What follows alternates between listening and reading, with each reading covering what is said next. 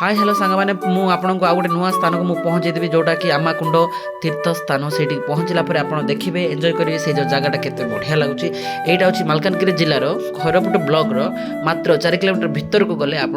जो प्लेसटा पाइपर जोटा कि आमाकुंड आमाकुंड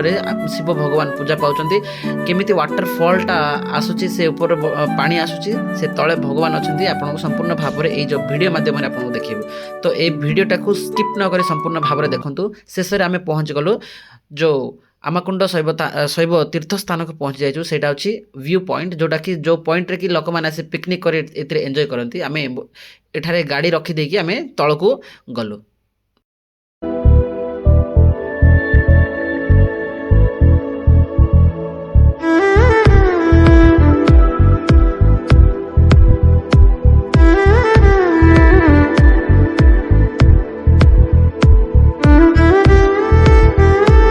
सांग मैंने शेष में आम डेस्टिनेशन प्लेस को पहुँच गला आपको देखिए देखुं से गोटे भगवान प्रतिछवि अच्छी से पछपटे गोटे हॉलटे अच्छे से हॉल भितर भगवान अच्छा से पूजा पाँच से शिव भगवान। तो ये देखुं चारिआडे घंच जंगल से घंच जंगल मध्य केते बड़ बड़ पत्थर गुड़ा देखा से पत्थर मध्य वाटरटा केमती फ्लो होकर आम हाँ सांग मैंने आप कहले विश्वास करने मुझे जो प्रकार एंजय कर